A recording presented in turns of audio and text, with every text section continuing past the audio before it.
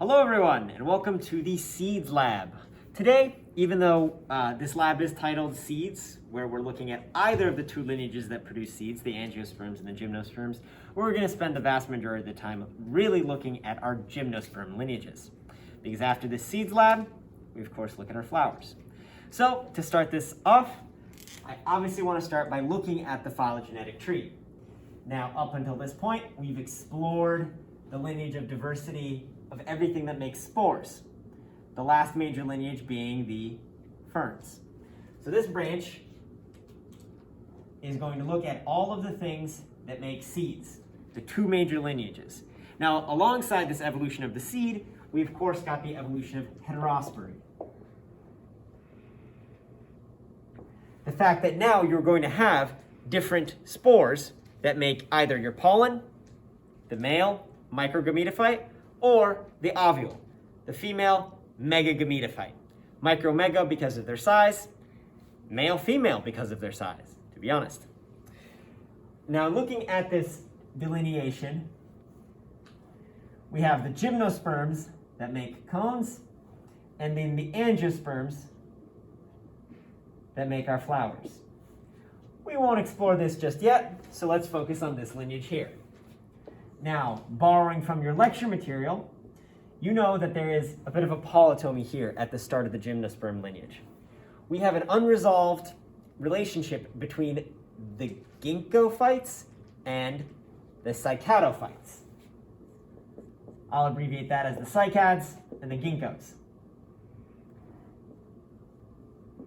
Now, those of you who are familiar with ginkgos will know that there's only one species left of ginkgos on planet Earth. We don't know exactly their relationship, so this is really drawn as a polytomy, but we do have a lot of cycads still on planet Earth. Now, after this delineation, we do have a known relationship between some of the most diverse gymnosperms still around on planet Earth, and there are a lot of them. These, of course, being the pinophytes, or alternatively called the coniferophytes, depending on what year you're looking at the publication. This is where you're going to find all of your pine trees, your classical cone-bearing plants. The other lineage here is known for its convergent evolutionary event of vessel elements. These being the cnidophytes. They are very neat. And while we won't be looking at any cnidophytes in class today, I do encourage you to go online and see if you can find some cnidophytes around on planet Earth. A vast majority of them are our tropical species. Evolution of vessel elements around where they're able to uptake more water.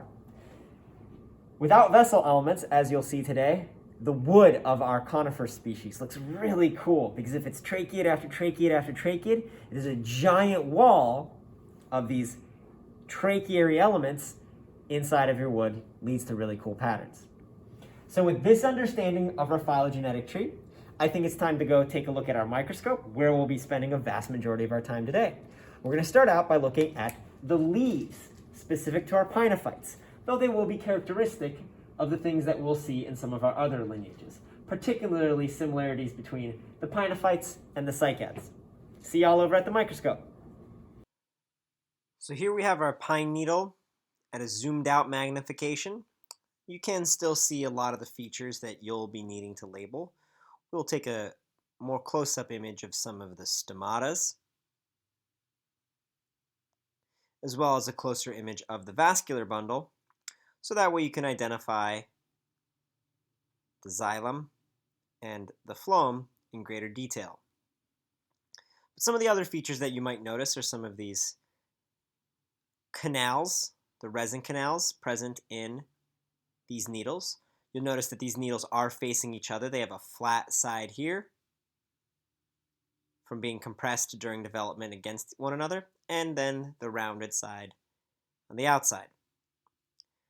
Now zooming in at 400x on our stomata on the outside of the leaf, you'll still see our two guard cells, but you'll definitely notice a much more defined hypodermis, tissue layers underneath that help preserve water in the plant. And then you do see these very thickened cell walls, features of the outsides of the cells, even the parenchymal cells here in the needle, as you are definitely trying to lose as little water as you can through any part of the pine needle leaf. And then the resin ducts that are helping reduce the amount of herbivory through the presence of having these irritant compounds flowing through the leaf. Don't want to continue biting it if it irks you as you bite into it. Now looking closer, you definitely find, looking closer at the vascular bundle, you find a very defined endodermis. You even see some of the potential strip, Casparian strip present on this endodermis. And then, of course, you have your vascular bundles facing, giving you an indication of which face of the leaf is actually the top versus the bottom. So do note that. And then the phloem as well. Now, of course, it always benefits us to compare gymnosperms against angiosperms to see how these similarities or differences are extended through each of the different lineages. This matters a ton since they do share common ancestry and do seem to have a lot of similarities in terms of overall developmental processes. They both are seed-bearing plants after all. But here we have two pine needles adjacent to a lilac leaf. So think about the things that are similar and highlight them as you're instructed in your lab. You can draw a sketch. Doesn't need to be a true image like you'd have under the microscope, but rather a cartoon of what you're visualizing.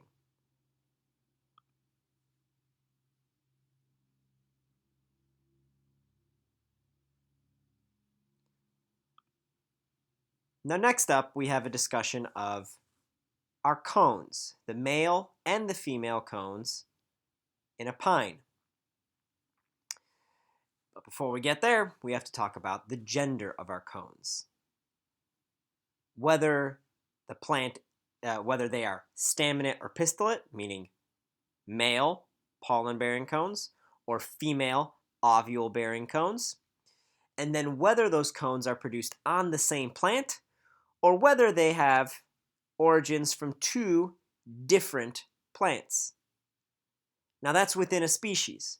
And this, of course, is monoecious, where you have, or monoecious plants, where you have a single plant making both genders, or dioecious plants, where two separate plants are needed in order to have both genders. So plants have gender in dioecious plants, and plants don't have gender, even if their cones, individual cones have gender on a single plant. So I took this table from the Gymnosperm Database, which is an online resource that compiles previous publications, because I thought it was just a fantastic way of representing the breeding system of the major gymnosperm families. So on the left, you have different families like the cycads, the zamiaceae, the cupressicaceae, and the pinaceae, or the podocarpaceae, different examples of families. Now, you will not instinctively know whether these are, or which lineage, which of our four major gymnosperm lineages they're from. You can go ahead and look into that. But you can see which of our different families, like the podocarps, have dioecious and monoecious plants. And then they give you some names as to which specific genera within this family are dioecious or monoecious. So we see different types of monoecious in our pinaceae, the pines. Differences in winged seeds, or seeds with very small vestigial wings, or being animal dispersed. Whereas in other families, you'll see both monoecious and dioecious in the cupressicaceae, the juniper species. About 80% of them are dioecious and 20% of them are monoecious. So hopefully this is a good starting point for that discussion in the lab about what is monoecious, what's dioecious, and then it gives you the tools you need in order to search out on Wikipedia illustrations or pictures of the different gendered cones. Speaking of gendered cones, let's go ahead and take a look at some that we have in the classroom under the microscope. So here we have our staminate cone, the male-bearing cone. You're tasked with labeling a few features here, so I'll leave that up to you from this image. But you do see each of the individual pollen sacs as they are immature here. So these are still developing pollen grains. Once they are fully developed, they can look something like this, with little wings. Now, this is what they look like, so I'll encourage you to try and see if you can come up with a reason why pollen grains, when fully mature, these being the microgametophyte of our gymnosperms, why would they want these wings? What would be the evolutionary advantage? Now next up we see our pistillate cone. Here you need to focus on the base, where it's connecting to the actual cone structure, where you will see the ovule developing. And for that, we lead into our next section, a discussion of the pine ovule.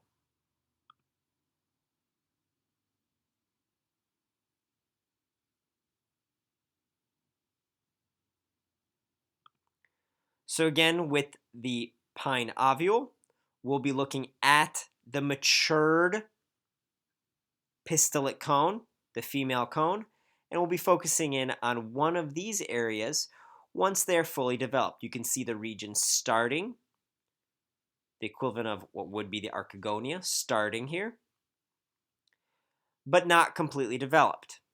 Once it's completely developed and zoomed out, it'll look something like this. Now it is your task from this image to label the defining features of this, like this outer protective layer, or the entrance point. And then what exactly makes up our entire female megagametophyte. I've got a second image from a more zoomed in pine ovule at 100x this time to help amplify some of these finer features and have you pay attention to what's going on with these cells in between these two very distinct tissue layers.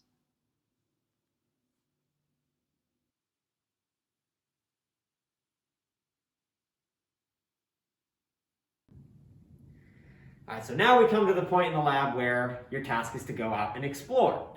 Unfortunately, we don't have a tremendous amount of gymnosperm diversity in our greenhouse. A lot of pines exist naturally around here, so I haven't spent the time cultivating so many of them.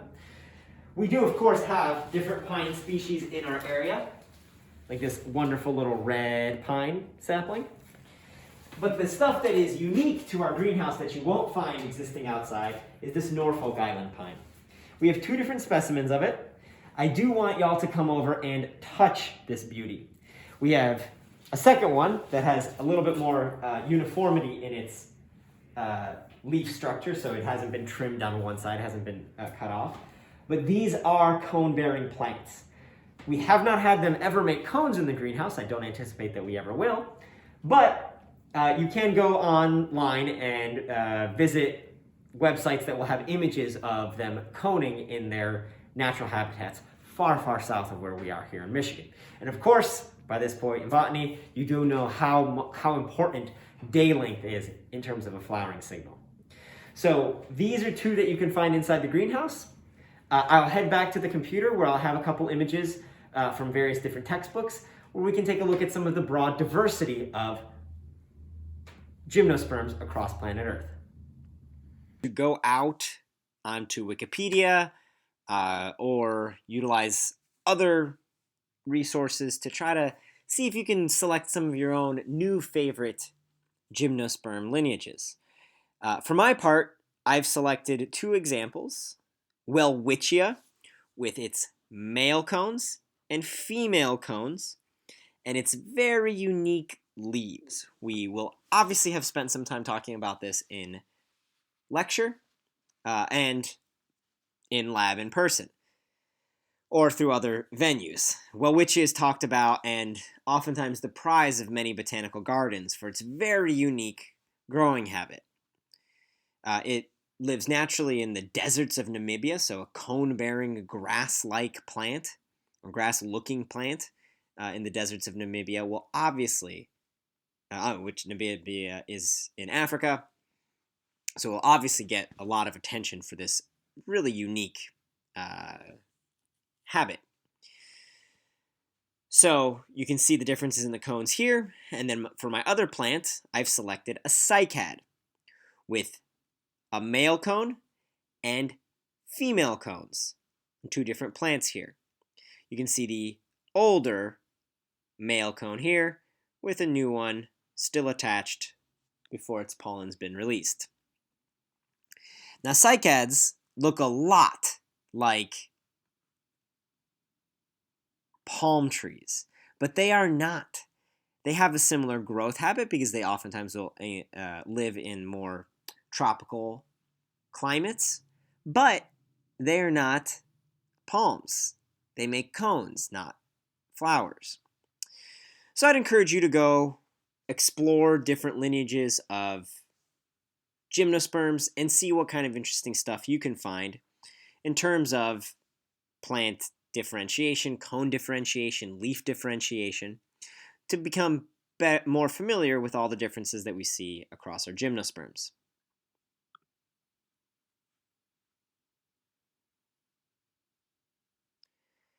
For the last couple images of this lab, I wanted to bring up a couple supplemental images to really drive home some of the major features that we see in our gymnosperms that set them apart from our angiosperms. One of those features is not the shoot apical meristem.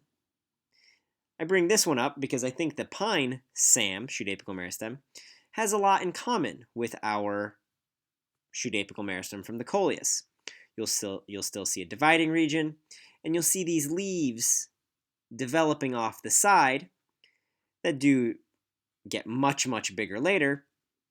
But one kind of difference is they do seem to lay more on top of where the region of cell division is occurring. But you still have something akin to that tunica corpus model. Then, of course, the other feature is the lack of vessel elements in pine wood. Whether it's young, like this 1-year-old pine stem, full with a whole bunch of tracheids, and then those very distinct resin ducts outside of the xylem, or whether it's a couple years older. The distinct lack of vessel elements leaves a very unique structure to the wood of our gymnosperms. So that'll do for our exploration here. Please, of course, hopefully you've taken the time to do your own further reading and image gathering and drawing of all of these features, because it is a quick pace, because after this we'll be moving on to our flower-bearing lineages. See y'all next time.